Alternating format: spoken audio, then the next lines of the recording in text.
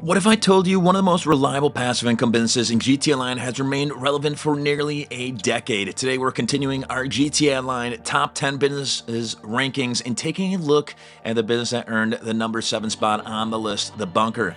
Originally introduced with the gun running update, the Bunker has remained one of the strongest long-term investments in GTA Online. Unlike many businesses that have fallen behind over time, the Bunker continues to generate excellent passive income while offering unique benefits that make it valuable for both new and experienced players. In this video, we'll cover everything you need to know about the Bunker, including the best locations, startup costs, upgrades, profit potential, research, solo strategies, and whether it's still worth buying in 2026. We'll also explain why the Bunker ranks above the businesses we've covered so far and remains one of the best passive income businesses in GTA Online. By the end of the video, you'll know exactly whether the Bunker deserves a place in your criminal enterprise. But before we get in the video, please smash that subscribe button to join the Crow Crew along with liking the video to help with the algorithm. Let's get into it. Before you buy a Bunker, location is one of the most important decisions you'll make. Every Bunker produces the same stock, every Bunker has the same upgrades, and every Bunker can make money. The difference is travel time. A good Bunker location makes sell missions faster, easier, and more consistent. A bad Bunker location makes a business feel way more annoying than it needs to be. There are 11 Bunker locations in GTA Online, the cheapest Paleto Forest at $1,165,000.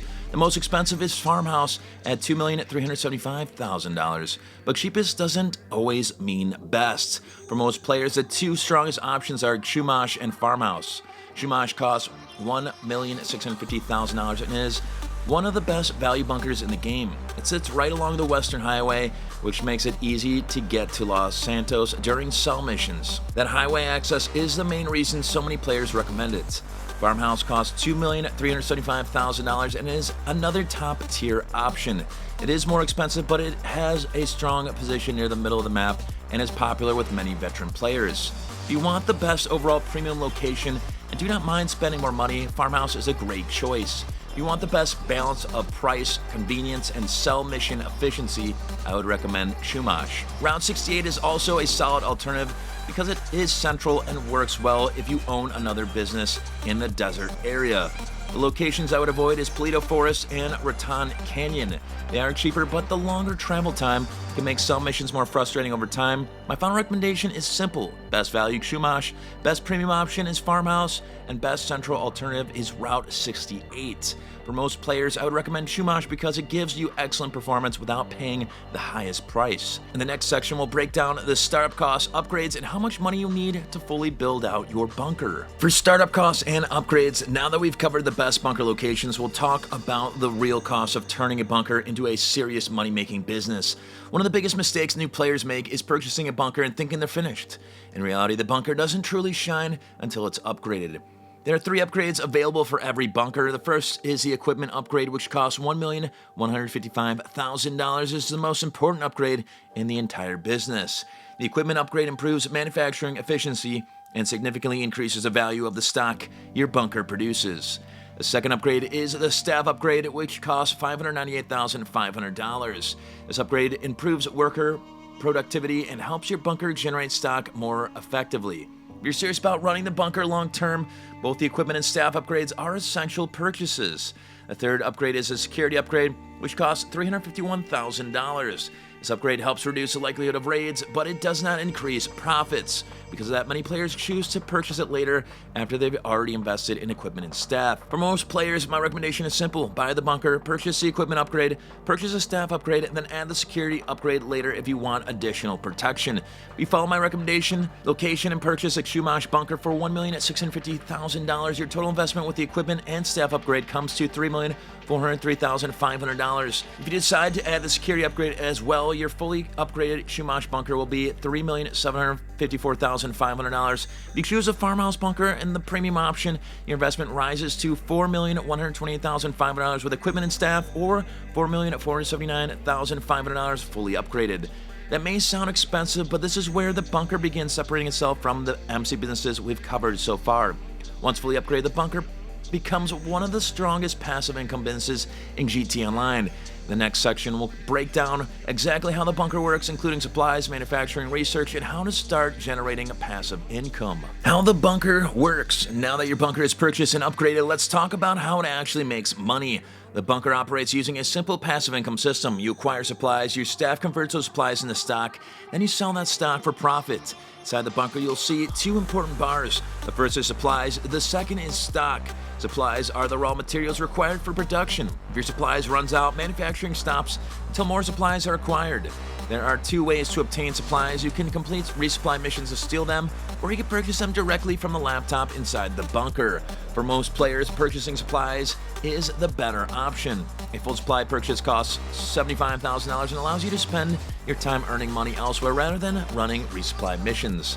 Once supplies arrive, your staff automatically begins converting those supplies into stock. This process continues while you're playing GT Online. You can run heists, complete missions, manage other businesses, or participate in events while your bunker quietly generates product in the background. One unique feature of the bunker is research. You can assign staff to manufacturing, research, or both.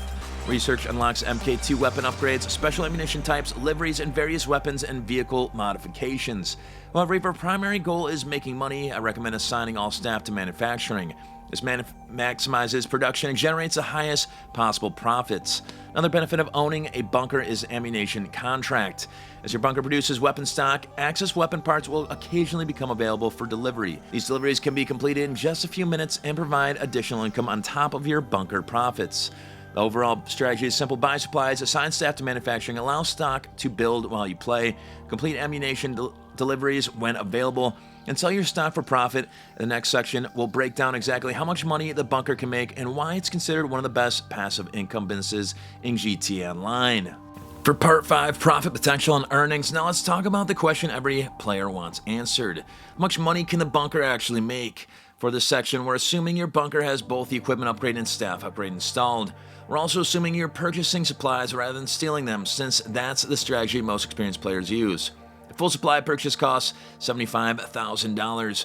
Once those supplies arrive, your staff begins converting them into weapons stock automatically while you continue playing GT Online. With a fully upgraded bunker, a single purchase batch of supplies converts into approximately $210,000 worth of stock when sold to Los Santos. After subtracting the $75K supply costs, that leaves roughly $135K in profit. It's one of the biggest reasons the bunker ranks above the MC business we've covered so far.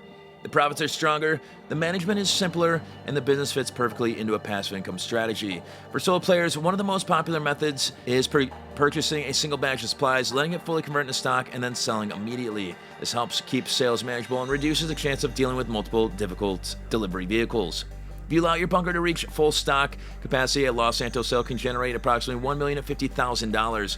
While it's an impressive payout, full stock sales are often easier when completed with friends or crew members because larger sales can involve multiple delivery vehicles. For many solo players, smaller sales are the safer and more consistent option. The bunker also provides additional income through Ammu-Nation contract deliveries. These deliveries involve transporting access weapons parts and can be completed quickly for extra cash on top of your regular bunker profits. When you combine strong profits, passive production with additional earning opportunities, it's easy to see why the bunker remains one of the most popular businesses in GT Online. It's reliable, it's profitable, and continues generating money while you're focused on other activities. In the next section, we'll take a closer look at the bunker's unique research system and whether you should focus on unlocking upgrades or maximizing profits. For part number 6, research versus manufacturing, now let's talk about one of the features that makes the bunker different from every MC business we've covered so far: research. Unlike most businesses in GT Online, the bunker doesn't just produce stock that can be sold for profit. It can also unlock special content through its research system. Inside the bunker laptop, you'll find 3 staff assignment options: manufacturing, research, or both. Manufacturing is the money-making side of the bunker. When your staff is assigned to manufacturing, supplies are converted into weapon stock that can later be sold for profit. Research works differently. Instead of producing stock, supplies are consumed to unlock special content. These unlocks can include MK2 weapon upgrades, special ammunition types, liveries, and various weapons and vehicle unlocks. Some of these rewards are extremely useful, especially for players who regularly use MK2 weapons or weaponized vehicles. However, research does not directly generate income. That's why most players focus on making money, choose manufacturing. If you assign all your staff to manufacturing, your bunker will produce stock at the fastest possible rate and generate the highest profits. If you split staff between manufacturing and research, Both process continue at the same time, but production and research progress are slower. And if you assign all staff to research, your bunker will stop producing sellable stock entirely while research is active. It's important to remember that supplies are still consumed during research, even though no stock is being created. It's one of the biggest mistakes newer players make. They assume research is free, but it still uses supplies and can become expensive over time. For newer players, my recommendation is simple. Focus on manufacturing first, build your income, purchase your upgrades, grow your criminal empire. Then come back and focus on research later if there are specific unlocks you want. There's also a fast track option that allows you to spend money to instantly complete research projects. However, fast tracking can become very expensive if you're trying to unlock everything. So if your goal is maximizing profits, manufacturing is a clear winner. If your goal is unlocking special equipment, choose research. If you want to balance between both, you could split staff assignments, although it will reduce your overall profit potential. For the vast majority of players, especially those trying to make money, I recommend assigning all staff to manufacturing as a strategy that gets the most value out of the bunker and helps explain why it ranks so highly among GT Online businesses. In the next section, we'll break down the pros and cons of the bunker and explain exactly why it earned the number 7 spot in the GTA Online Top 10 Business Rankings. For Part 7, pros and cons of the bunker, now that we've covered locations, upgrades, and profit potential, and research versus manufacturing, let's break down the strengths and weaknesses of the bunker, starting with the positives. The first major advantage is positive income. When supplies are purchased and staff are assigned to manufacturing, the bunker produces stock automatically while you continue playing GT Online. You run heists, complete missions, manage other businesses, participate in weekly events, or simply free roam while the bunker continues generating value in the background. The second major advantage is profitability. A fully upgraded bunker generates strong profits and remains one of the best passive income businesses in GT Online. Compared to the MC businesses we've covered so far, the bunker is generally more profitable, easier to manage, and more efficient for passive income. Another advantage is solo friendliness. By purchasing a single batch of supplies and selling before stock gets too large, solo players can complete sales more consistently and avoid many of the challenges that come with larger deliveries. The bunker also offers unique features through research. While research is not designed for making money, it can unlock useful upgrades, special ammunition types, liveries, and weapon or vehicle unlocks. You also gain access to Ammu-Nation contract deliveries. These access weapon parts deliveries are quick, simple, and provide additional income outside of normal bunker stock sales. Now let's look at the downsides. The biggest drawback is the startup cost. A good bunker location combined with the equipment and staff upgrades requires a significant investment before the business reaches its full potential. The bunker is also heavily dependent on upgrades. Without equipment and staff, production is slower and profits are considerably lower. Another downside is the sell missions. While smaller sales are manageable for solo players, larger sales can involve multiple delivery vehicles and are often easier with friends or crew members. The bunker also requires a steady supply of materials. If supply runs out, production stops until additional supplies are purchased or stolen. Finally, research can be both expensive and time-consuming. Fast tracking can speed up the process, but unlocking everything through research requires a substantial investment.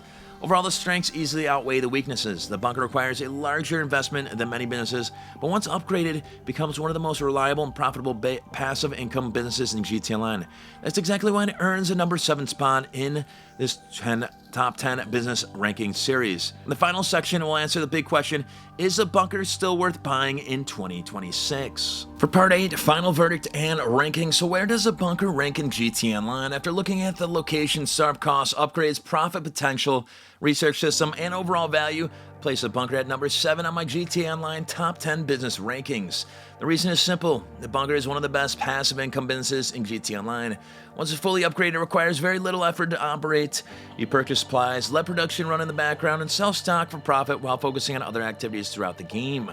A combination of simplicity, reliability, and profitability is what makes the bunker so valuable. The bunker also provides value in multiple ways. You have passive stock production, you have Ammu-Nation contract deliveries that generate additional income, you have research unlocks for players who want special ammunition, MK2 upgrades, and other unlockable content. And most importantly, you have a business that continues making money while you're busy doing something else. Another major advantage is flexibility. So players can use the one supply strategy to keep sales manageable. Groups and crews can maximize profits with larger sales and players interested in unlocks can invest time and resources into research. However, the bunker isn't perfect. The startup cost is significant. The equipment and staff upgrades are almost mandatory if you want strong profits. And larger stock sales can become more difficult when multiple deliveries and vehicles are involved. There are also a handful of businessmen in GT Online that offer higher earning potential, better scalability, or faster return on investments for businesses. That's why the bunker doesn't rank higher on this list. Despite those limitations, the bunker remains one of the smartest long-term investments in GT Online. It's reliable, it's profitable, and still one of the most relevant businesses in the game in 2026. For newer players, I highly recommend adding a bunker once you establish a basic money-making foundation. For veteran players, it's a business that continues generating value year after year.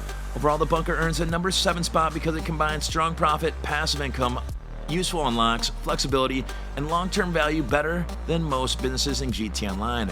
That wraps up our look at the bunker. The next video will reveal the number 6 business on our GT Online top 10 businesses and see if it can outperform the bunker. If you enjoyed the video, make sure to like, subscribe, and let me know where you would rank the bunker in GT Online. Thanks for watching. I'm Croak, and I'm out.